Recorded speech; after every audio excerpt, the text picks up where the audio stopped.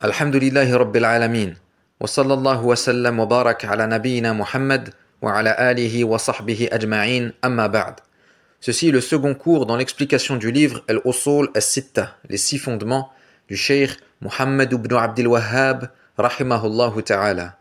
Dans le cours précédent, nous avons vu la courte muqaddima du Cheikh dans laquelle il exprime son étonnement concernant le fait que la majorité des gens se soient égarés dans ces 6 points, alors qu'ils sont des fondements et qu'Allah les a clairement clarifiés dans son livre.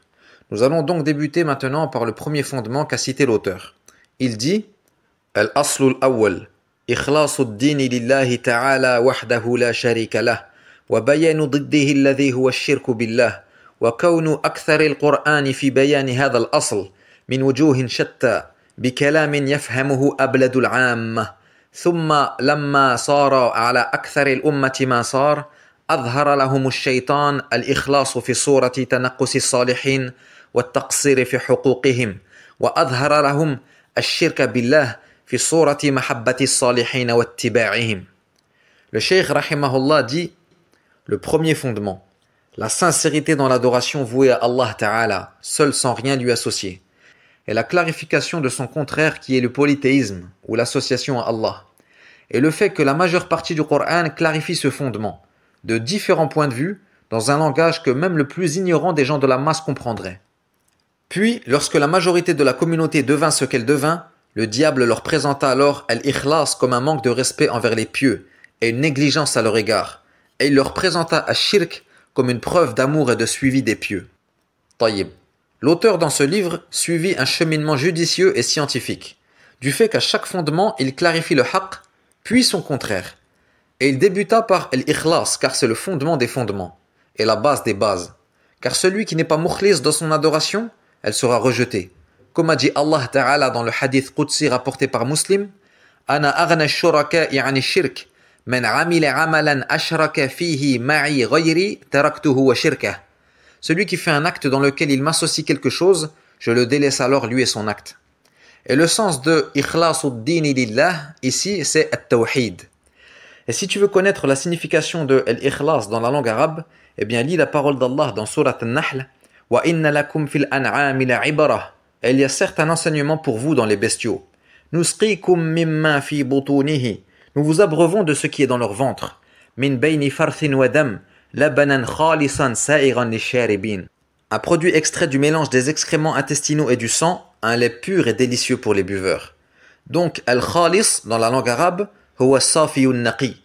Et d'ailleurs, les Arabes appellent ce qui est blanc immaculé khalis. Allah nous informe dans ce verset que ce lait que nous buvons provient d'un mélange d'excréments et de sang. Et malgré cela, il sort khalis, blanc immaculé. On n'y voit ni goutte de sang, ni trace d'excréments. Et en plus de ça, Allah le qualifie de sa'iran lisharibin. Yani, on se délecte en le buvant alors que l'on sait d'où il provient. Ajib, wallah. Et donc, dans le lexique religieux, al-ikhlas huwa ad-dinu safiyun naqi. Mais on peut aussi le définir par son contraire. Wa bididdiha tatamayyazu al-ashya. Et par leur contraire, on discerne les choses. Donc, on peut dire al-ikhlas huwa alladhi la shirka fih. C'est celui qui est exempt de shirk. Et al-ikhlas est l'une des 2 conditions de validité de l'adoration. Le second étant al-mutaba'a, la conformité à la sunna. Le contraire de l'ikhlas, c'est le shirk, et le contraire de al-mutaba'a, c'est la bid'a, l'innovation dans la religion. Et ces 2 conditions sont regroupées dans le dernier verset de Surat Al-Kahf. فَمَنْ كَانَ يَرْجُو لِقَاءَ رَبِّهِ فَلْيَعْمَلْ عَمَلًا صَالِحًا وَلَا يُشْرِكْ بِعِبَادَةِ رَبِّهِ أَحَدًا. Quiconque donc espère rencontrer son Seigneur, فَلْيَعْمَلْ عَمَلًا صَالِحًا, qu'il fasse de bonnes actions. Ceci est al-mutaba'a. وَلَا يُشْرِكْ بِعِبَادَةِ رَبِّهِ أَحَدًا, et qu'il n'associe personne dans l'adoration qu'il porte à son Seigneur. Ceci est l'ikhlas. Ibn Kathir, rahimahullah, a dit dans son tafsir de ce verset وَهَذَانِ رُكْنَ الْعَمَلِ الْمُتَقَبَّلِ لَا بُدَّ أَنْ يَكُونَ خَالِصًا لِلَّهِ صَوَابًا عَلَى شَرِيعَةِ رَسُولِ اللَّهِ صلى الله عليه وسلم. Ces 2 choses, yani al-ikhlas wa al-mutaba'a, sont les 2 piliers de l'œuvre acceptée. Il faut qu'elle soit vouée exclusivement à Allah et conforme à la sunna du messager d'Allah sallallahu alayhi wa sallam. Et on rapporte d'Al-Fudayl ibn Iyad, rahimahullah, qu'il a dit au sujet du verset لِيَبْلُوَكُمْ أَيُّكُمْ أَحْسَنُ عَمَلًا, afin de vous éprouver et de savoir qui de vous est le meilleur en œuvre, dans Surat Al-Mulk, قال أخلصه وأصوبه. On lui dit: Oh Abu Ali, que veut dire akhlasuhu wa aswabuh? قال إن العمل إذا كان خالصا ولم يكن صوابا لم يقبل وإذا كان صوابا ولم يكن خالصا لم يقبل حتى يكون خالصا صوابا والخالص ما كان لله والصواب ما كان على السنة. Il dit, certes, si l'œuvre est vouée à Allah mais n'est pas conforme à la sunna, elle ne sera pas acceptée. Et si elle est conforme à la sunna mais n'est pas vouée à Allah, elle ne sera pas acceptée, jusqu'à ce qu'elle soit vouée à Allah seul et conforme à la sunna. Et comme on l'a dit, al-ikhlasu huwa at-tawhid. Et le tawhid dans la langue arabe, c'est le radical du verbe wahada yuwahidu, ay ja'ala ash-shay'a wahidan, c'est-à-dire rendre la chose unique. Et shar'an, dans le lexique religieux, at-tawhidu huwa ifradullahi bima yakhtassu bih. Le tawhid, c'est le fait d'unifier Allah dans ce qui lui est spécifique. Et il est la raison de notre création. Allah tabaraka wa ta'ala dit: وَمَا خَلَقْتُ الْجِنَّ وَالْإِنسَ إِلَّا لِيَعْبُدُونَ. Et je n'ai créé les djinns et les hommes que pour qu'ils m'adorent. وَمَعْنَا يَعْبُدُونَ يُوَحِّدُونَ. Et pour qu'ils m'adorent signifie pour qu'ils m'unifient. Comme cela a été rapporté d'Ibn Abbas radiyallahu anhuma qui a dit: كُلُّ مَا وَرَدَ فِي الْقُرْآنِ مِنَ الْعِبَادَةِ فَمَعْنَاهَا التَّوْحِيد. Toute adoration mentionnée dans le Coran a le sens du tawhid. وَكَلِمَةُ التَّوْحِيد, la parole de l'unicité, hiya la ilaha illallah. Et on l'appelle aussi kalimatul ikhlas. Wa min ajaibiha, il y a le fait que tu peux la prononcer sans bouger les lèvres, juste avec ta langue, au point que celui qui est assis à côté de toi ne sait même pas que tu es en train de faire du dhikr. Elle mérite donc son appellation kalimatul ikhlas. Également, cela facilite à celui qui agonie de la prononcer avant de mourir, car le prophète sallallahu alayhi wa sallam a dit: Man kana akhiru kalamihi la ilaha illallah dakhala al-jannah. Celui dont la dernière parole est la ilaha illallah entrera au paradis, dans Sahih Abi Daoud. Et la signification de cette parole, la ilaha illallah, est la ma'bouda haqqun illallah, ou bien la ma'bouda bihaqqin illallah, qu'on peut traduire par il n'y a de divinité méritant d'être adorée si ce n'est Allah, ou bien il n'y a de divinité digne d'adoration qu'Allah. Et c'est ainsi qu'on doit traduire la ilaha illallah, et en aucun cas comme disent les insouciants, voire même les ignorants qui la traduisent par il n'y a de Dieu que Dieu, comme tu trouves traduit dans le film Le Message, que beaucoup de musulmans ont vu je pense. Et il y a dans ce film beaucoup de mukhalafat, et Inch'Allah si Allah me facilite, je ferai une vidéo khassa sur les transgressions qu'on trouve dans ce film. Déjà les savants disent qu'on ne traduit pas Allah par Dieu, on laisse Ismul Jalala comme il est, on dit Allah. Et même si tu la traduis par il n'y a de Dieu qu'Allah, c'est faux. Pourquoi ? Parce que le mot Dieu en français peut être synonyme du mot divinité, c'est-à-dire personne ou chose adorée. C'est pour ça qu'en français on dit par exemple les dieux des Romains avec un X. Donc si tu dis il n'y a de Dieu qu'Allah, c'est faux, car il y a des dieux adorés en dehors d'Allah, sauf que ce sont des faux dieux. Ce qui est juste, c'est de dire il n'y a de Dieu digne d'être adoré qu'Allah Ta'ala. Et même en arabe, il y en a qui expliquent la ilaha illallah par la khaliqa illallah, il n'y a de créateur qu'Allah.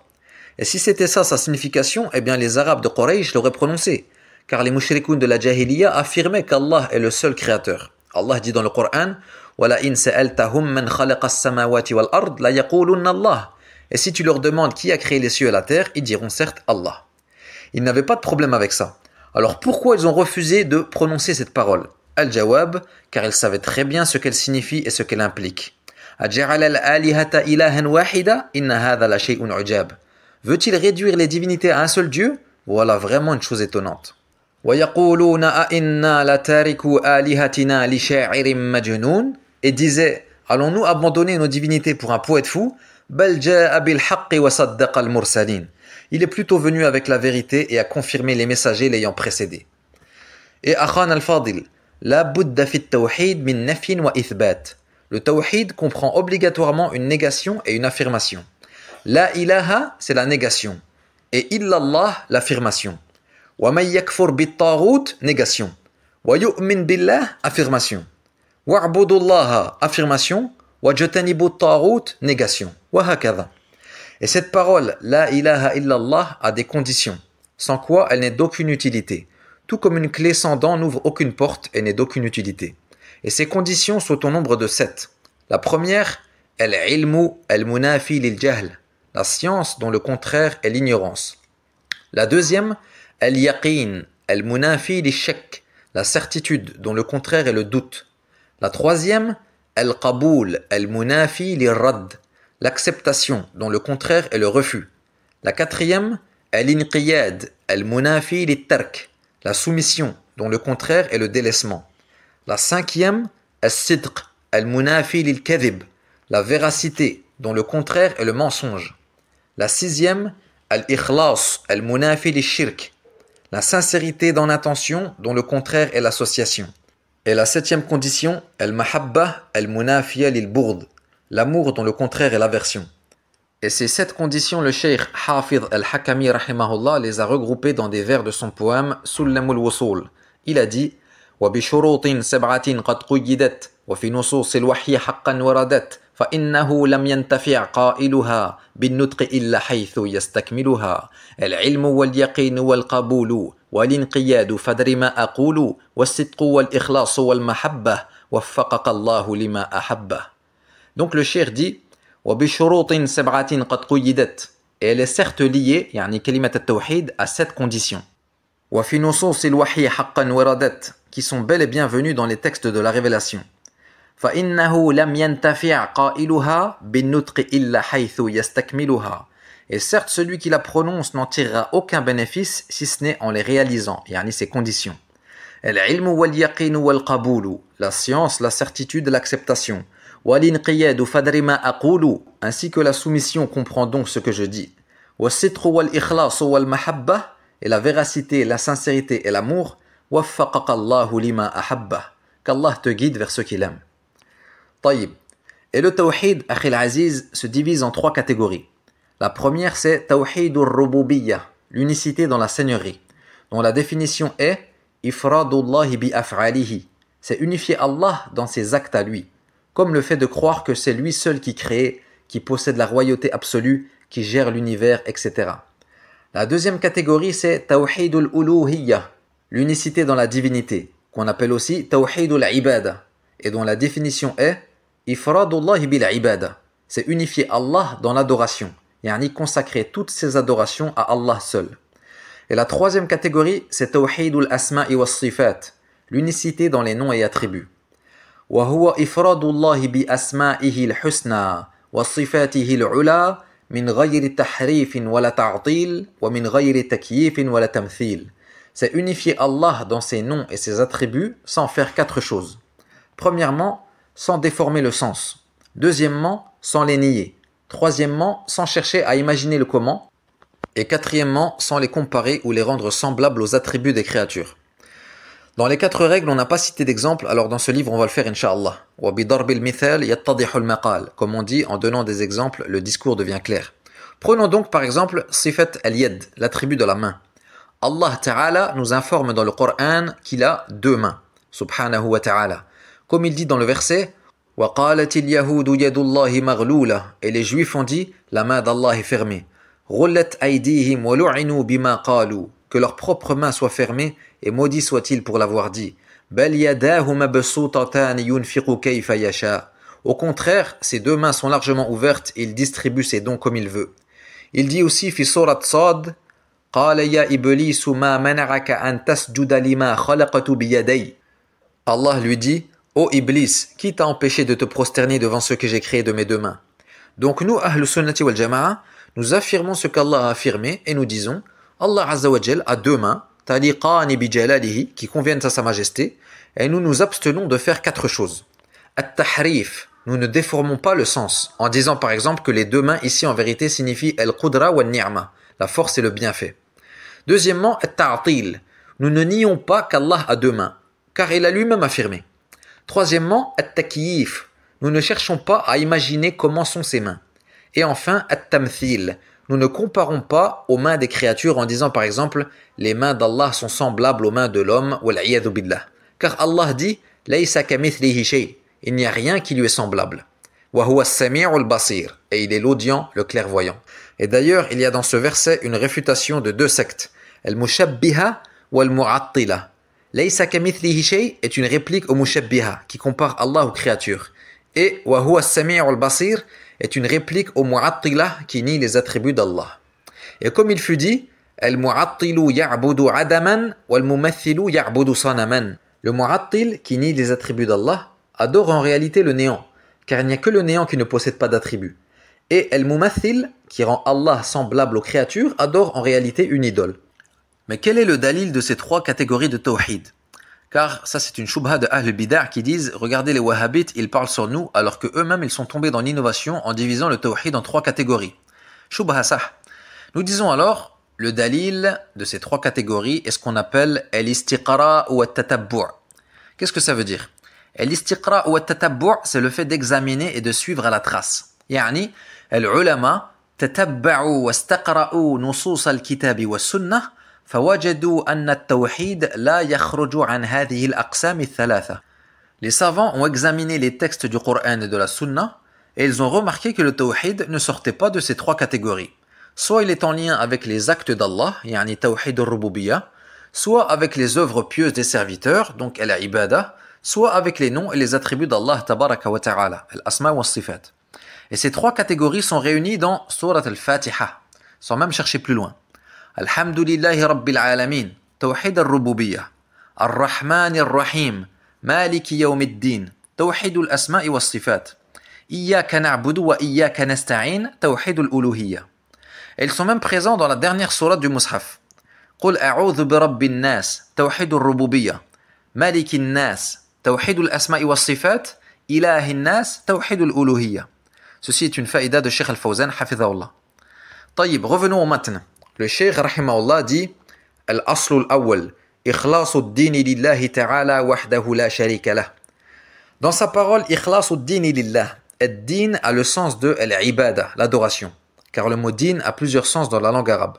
Parmi eux, al-millah, la religion, comme dans le verset wa dhalika dinul qayyimah, et ceci est la religion de droiture. Il peut aussi avoir comme sens al-jaza, la rétribution, comme dans le verset Maliki Yawmiddin, maître du jour de la rétribution. Et parmi ces sens, il y a aussi al-ibada, l'adoration, comme dans le verset وَقَاتِلُوهُمْ حَتَّى لَا تَكُونَ فِتْنَةٌ وَيَكُونَ الدِّينُ كُلُّهُ لِلَّهِ. Et combattez-les jusqu'à ce qu'il n'y ait plus de fitna, dont le sens ici est le shirk, et que toute l'adoration soit vouée à Allah. Et dans la parole de l'auteur وَحْدَهُ لَا شَرِيكَ لَهُ, seul sans aucun associé, se trouve également une négation et une affirmation. Wahdahu ithbat, c'est une affirmation qu'Allah est le seul à mériter l'adoration, et la sharika lah nafi, c'est une négation du fait qu'autre qu'Allah Ta'ala mérite d'être adoré. Donc la sharika lah est un tawkid qui vient appuyer le premier pilier de la shahada, la ilaha, et wahdahu est un tawkid qui vient appuyer le second pilier de la shahada qui est illallah. Le shir dit ensuite wa bayanu diddihi alladhi huwa ash-shirku billah. Et la clarification de son contraire, yani le contraire du tawhid, qui est le polythéisme. Donc certes, il nous est obligatoire de connaître le tawhid, awwal wajibin ala al-abidi, ma'rifatur rahman bit tawhidi, mais également son contraire qui est le shirk, car kayfa yattaqi man la yadri ma yattaqi. Comment peut se préserver celui qui ne sait pas de quoi il doit se préserver? Tayyib, je vous donne une définition du shirk plus complète que celle qu'on a vue dans Al-Qawa'id al-Arba'. Al-shirku huwa taswiyatu ghayri Allahi billah mimma huwa min khasa'isillah. Le polythéisme ou l'association consiste à rendre égal autre qu'Allah à Allah dans ce qui lui est spécifique. Et le shirk est de deux catégories. Naw'un yunafi at-tawhid min aslihi wa huwa ash-shirk al-akbar. Une catégorie qui contredit le tawhid à sa base, c'est ce qu'on appelle ash-shirk al-akbar, le shirk majeur, comme le fait d'invoquer un mort. Wa naw'un yunafi kamal at-tawhid al-wajib wa huwa ash-shirk al-asghar. Et une catégorie qui contredit la perfection du tawhid obligatoire. C'est ce qu'on appelle al-shirk al-asghar, le shirk mineur, comme le fait de porter un talisman. وَيَقَعُ الشِّرْكُ فِي أَنْوَاعِ التَّوْحِيدِ الثَّلَاثَةِ. Et le shirk peut survenir dans les trois catégories de tawhid. Mais on développera plus dans le prochain livre, incha'Allah. Donc, bikhtisar ikhwa, at-tawhid awwalan, le tawhid avant tout. Et sache que sans étudier le tawhid, tu es une proie facile. Le cheikh Ibrahim al-Muhaymid hafidhahullah nous raconte qu'un homme, raqin, qui fait ruqya, lihyatuhu tawila, qui a une longue barbe, wa qamisuhu qasir, et qui porte son qamis à mi-mollet, lakin lam yadrus at-tawhid, mais qui n'a pas étudié le tawhid. Le cheikh l'a entendu de ses oreilles dire qu'une fois il a fait ruqya à une femme qui était possédée par un djinn, un shaitan dont le nom est Murjan, masha'Allah. Et ce djinn lui dit: je me repens, ya Cheikh, khlas, par ta cause, j'embrasse l'islam et je vais finir ma vie à Mecca, faire le tawaf et boire zamzam. Et si tu as besoin de moi pour quoi que ce soit, ya Cheikh, dis juste, ya Murjan, et je viendrai aussitôt. Cet homme a dit ça en se vantant, alors que cela rentre dans quoi, ikhwa? Invoquer autre qu'Allah. Shirk akbar, wal'iyadu billah. Car cet homme n'a pas étudié le tawhid. Et attention, ça ne suffit pas de parler de tawhid de manière générale sans développer les masail. Wallahi akhi, si tu fais un dars chez les soufis ou les chiites et que tu leur parles de tawhid de manière générale, comme quoi c'est la cause d'entrer au paradis, et tu leur cites les mérites du tawhid, etc., même le chiite rafidi, il va t'embrasser le front et les mains et il va te dire marhaban bik fi ayi waqt, bienvenue à toi et reviens quand tu veux. Mais si tu viens, tu développes et tu dis le dua pour autre qu'Allah c'est du shirk, le vœu pour autre qu'Allah c'est du shirk, le sacrifice pour autre qu'Allah c'est du shirk, attends-toi à recevoir des flèches et des cailloux. Le shir dit ensuite وَكَوْنُ أَكْثَرِ الْقُرْآنِ فِي بَيَانِ هَذَا الْأَصْلِ مِنْ وُجُوهٍ شَتَّى بِكَلَامٍ يَفْهَمُهُ أَبْلَدُ الْعَامَّةِ. Et le fait que la majeure partie du Coran clarifie ce fondement de différents points de vue dans un langage que même le plus ignorant des gens de la masse comprendrait. L'auteur dit cela car le Coran du début à sa fin parle de tawhid. Et malgré ça, combien le lit sans le comprendre, je dirais même combien le mémorise par cœur sans le comprendre. وَهَذِهِ مُصِيبَةٌ يَا إِخْوَةِ. Car le prophète sallallahu alayhi wa sallam a dit وَالْقُرْآنُ حُجَّةٌ لَكَ أَوْ عَلَيْكَ. Le Coran est une preuve pour ou contre toi. Puis il dit ثُمَّ لَمَّا صَارَ عَلَى أَكْثَرِ الْأُمَّةِ مَا صَارَ. Puis lorsque la majorité de la communauté devint ce qu'elle devint, yani lorsqu'elle s'éloigna de la science et sombra dans l'ignorance, أظهر لهم الشيطان الإخلاص في صورة تنقص الصالحين والتقصير في حقوقهم وأظهر لهم الشرك بالله في صورة محبة الصالحين واتباعهم. Le diable leur présenta alors al-ikhlas wa al-tawhid comme un manque de respect envers les pieux et une négligence à leur égard, et il leur présenta le shirk comme une preuve d'amour et de suivi des pieux. Évidemment, quand le cheikh parle des pieux, ici, il veut dire el-awliya, comme ils sont appelés, que ces peuples vénèrent et que bien souvent ils construisent des mausolées sur leurs tombes. Donc c'est le diable, encore une fois, qui leur embellit le shirk, tout comme il le fit avec le peuple de Nuh, alayhi salam. Car avant Nuh, tous les hommes étaient monothéistes, comme l'a cité Ibn Abbas radiyallahu anhuma. Mais lorsque moururent les 5 hommes pieux qui sont cités dans Surat Nuh, le diable insuffla à leur peuple: faites des images et des statues d'eux à l'endroit où ils s'asseyaient et nommez-les par leur nom afin de vous souvenir d'eux. C'est ce que firent les gens, mais ils ne les adorèrent pas tout de suite. Mais lorsque cette génération mourut et que la science disparut, ils furent adorés en dehors d'Allah Azza wa Jal. Et il y a dans ce athar la preuve que la cause de l'égarement et du shirk est tout simplement la propagation de l'ignorance. Ibn al-Qayyim rahimahullah dit au sujet du peuple de Nuh alayhi salam: فَهَؤُلَاءِ جَمَعُوا بَيْنَ الْفِتْنَتَيْنِ فِتْنَةِ الْقُبُورِ وَفِتْنَةِ التَّمَاثِيلِ. Ceux-là ont donc combiné entre 2 tentations, la tentation des tombes et la tentation des images. Et si tu médites bien, ces 2 fitnas ont été cités dans le hadith de Aïcha radiyallahu anha, lorsque Habiba et Salama radiyallahu anhuma racontèrent au prophète sallallahu alayhi wa sallam qu'elles virent lors de leur hijra en Abyssinie une église dans laquelle se trouvaient des images. Le messager sallallahu alayhi wa sallam leur dit alors: lorsqu'un homme pieux mourait chez ces gens-là, il construisait un lieu de culte sur sa tombe et y faisait ses images. Ceux-là sont les pires créatures pour Allah. Donc le cheikh nous dit qu'à son époque, et c'est valable à la nôtre également dans certains endroits, celui qui ne va pas à la tombe de Sidi Foulan et ne sacrifie pas pour lui, ou ne l'invoque pas, eh bien c'est qu'il n'aime pas les awliya et ne le respecte pas. Et à l'inverse, celui qui se rend à la tombe du wali et se rapproche de lui par des actes d'adoration qui sont normalement destinés à Allah seul, comme le vœu, le dua, le dhabh, eh bien celui-là respecte et aime les awliya et il connaît leur valeur et leur rang. Et pour répondre à cette shubha, yani le fait qu'ils nous accusent de ne pas aimer les awliya car on ne leur voue pas d'adoration, le cheikh Ibrahim al-Muhaymid, hafidhahullah, nous rapporte une qa'ida qu'il a lue dans un livre de cheikh l'Islam ibn Taymiyyah rahimahullah qui s'intitule Al-Istighatha fi ar-Raddi ala al-Bakri. Et le résumé de cette règle est que fi maqam at-tawhid wa bayani haqqillahi ta'ala la yuqal innaka tantaqis min fulan wa fulan. Il dit, dans ce qui se rapporte au tawhid et à la clarification du droit d'Allah Ta'ala, on ne dit pas tu manques de respect à un tel et un tel. Lorsqu'on dit qu'Allah seul mérite qu'on lui voue des vœux, ou qu'on l'invoque, ou qu'on sacrifie pour lui, ceci n'est pas un dénigrement des awliya, c'est une clarification du tawhid faqat. Et parmi les plus grandes preuves de ce qu'on vient de citer, yani que lorsqu'on clarifie le tawhid, on ne dit pas tu dénigres un tel ou un tel, la parole d'Allah Ta'ala adressée à son prophète sallallahu alayhi wa sallam dans Surat Al-Imran. Laysa laka min al-amri shay. Tu n'as aucune part dans l'ordre divin. Le prophète Mohammed en personne. Sayyidu waladi Adam. Imam al-Muttaqin, wa Khalilu Rabbil Alamin, sallallahu alayhi wa sallam, Allah lui dit, Laysa laka min al-amri shay. Est-ce que ceci est un dénigrement du prophète? A'udhu billah. Tayyib, si Allah dit ça au meilleur des hommes que la terre ait porté, qu'en est-il de ceux qui sont en dessous de lui? Et le messager sallallahu alayhi wa sallam, en plus d'avoir clarifié le tawhid, a fermé la porte à tout ce qui peut mener au shirk. Un jour, il entendit un homme lui dire « Ma sha'Allah wa shi't ». Il lui dit alors « Aja'altani lillahi niddan » M'as-tu rendu égal à Allah, yani en m'associant à lui dans cette phrase « Qul ma sha'Allah wahdah ». Et lorsqu'un esclave fut ramené au prophète sallallahu alayhi wa sallam et qu'il dit en sa présence « Allahumma inni atubu ilayk wa la atubu ila Muhammad » Oh Allah, je me repens à toi et non pas à Muhammad.